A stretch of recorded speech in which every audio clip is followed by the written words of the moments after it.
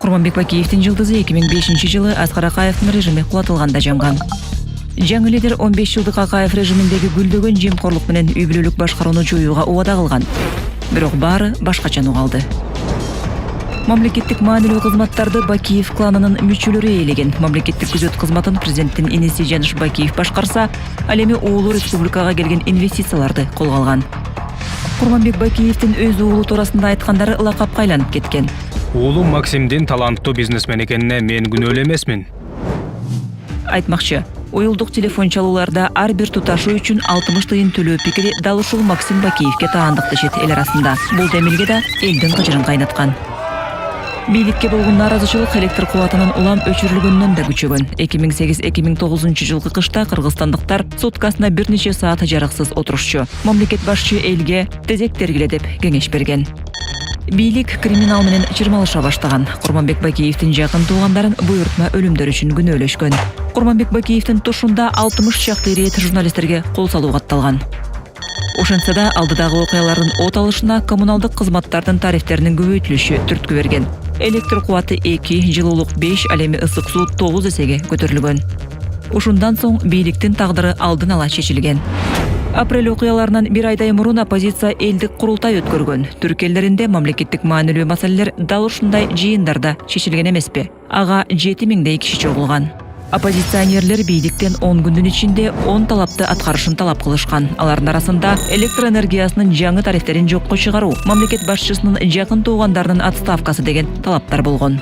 Борбор-каладагы окуялардын алдындагы таластагы ошол убакка мүнөздүү болгон катардагы нааразычылык акциясы эмне менен аяктаарын эч ким болжойда албаган чыгар. Милиция оппозиция лидерлеринин бири Болот шерди кармап кеткен. Ошол күнү 700дөй киши Талас облустук мамлекеттик администрациясын басып алган. Аймакка күч органдарын отряддарын жөнөтүшкөн. Ал жакка ИИМ жетекчиси Молдомуса Кангантиев да барган. Эртеси күнү орток мокко алынган министрдин сүйлөгөнү бүт дүйнөгө тараган. Я приехал в Талас по указанию руководства страны.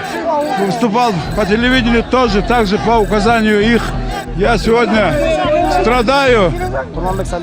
Мне неудобно перед народом, что я выполнял указания руководства страны. Анын алдындагы түнү оппозициянын бардык лидерлери кармалган. Бирок бул чарада элдин кыжырдануусун басаңдата алган эмес. 7 апрелде бүтүндөй өлкөнү элдик толкундар солкулдатып турган. Таластан кийин Нарын жана Ысык көл көтөрүлгөн. Митингчилер Чүй облустундагы акимиаттарды басып алышкан. Эл Бишкекке агыла баштаган. Таңкы 8-де медиа форумдун имаратынын алдында эл топтолгон. 2,5 сааттан кийин милиция аларды кармоого аракет кылган. Желим ок, кулак тундуруучу гранаталар колдонулган. Тиреш тутанып ок атуучу куралдар ортого кирген. Дагы ошол жерде биринчи курмандыктар болгон. Митингчилер милиционерлерди кубалап таркатышкан. Укук коргоо органдарынын айрым кызматкерлери демонстранттарга кошулуп кеткен. Милиция эл менен деген ураандар жамырган.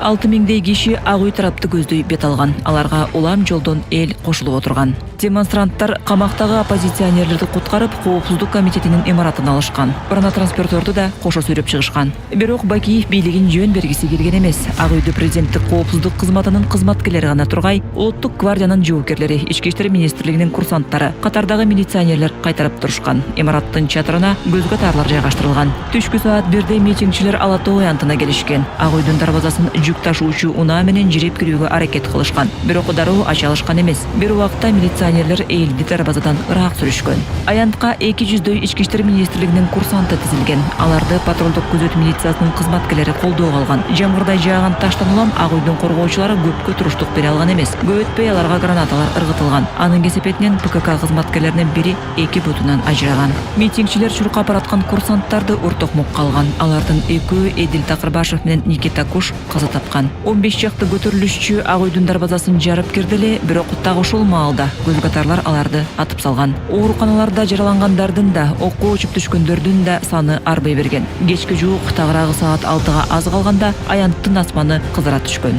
Анткени жанындагы башкы прокуратуранын имараты жалбырттап жаткан. Курманбек Бакиев Ак үйдөн кечки саат 8-ге жакын чыгып кеткен. Бул президенттин бардык тарапташтар үчүн бийликтин кулап баратканынан кабар берген. Ал эми түн ортосуна чукул Ак үйдө митингчилер ээлеген. Оппозиция ошол замат Роза Отунбаева башында турган элдик ишенимдеги убактылуу өкмөттү шайлай салган. Жаңы бийликтин алгачкы чечимдеринин бири шаарды коргоо үчүн элдик кошуундарды уюштуруу эле. Бирок эбак кеч болуп калган. Түндө Бишкек мародерчулардын талоонунда калган. Топтошкон эл соода борборлорун тоношкон. Шаардын ар кай жерин жалын жалмаган. Анын зыянын ишкерлер 13 миллион долларга баглаган. Башаламандыктар андан да көп болмок, бирок борбор калааны элдик кошуунчулар сактап калган.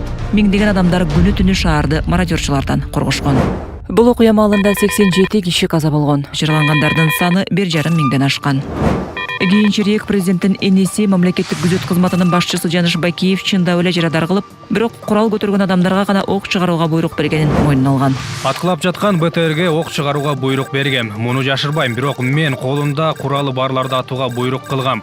Эгер кимдир бирөө куралы менен чуркаса, аларды жарадар кыла ок ачууга рация аркылуу кабарлагам. Анткени алар дагы мээлеп атышкан. Бирок анын сөзүнө көпчүлүк ишенген жок. Курманбек Бакиев 16 апрелде отставкага кетүү жөнүндө арызына кол койгон. Ошол күнү ал өз үй бүлөсү менен бирге Казакстанда эле. Кыргыз эли кабылган бул кайгылуу күндөрү кыргыз калкынын келечегине, мамлекеттин бүтүндүгү, кыргыз мамлекеттүүлүгүн сактоого бүт жоопкерчиликти сезүү менен Кыргыз Республикасынын Конституциясынын 50-беренесине ылайык отставкага кетем. 4 жылдан соң качып жүргөн президент, анын иниси Жаныш Бакиев, ошондой эле мурдагы премьер-министр Данияр Үсөнов өмүр бою эркинен ажыратылган. Алар сырттан кесилген. Ушул тапта Курманбек Бакиев Беларусьта жашайт.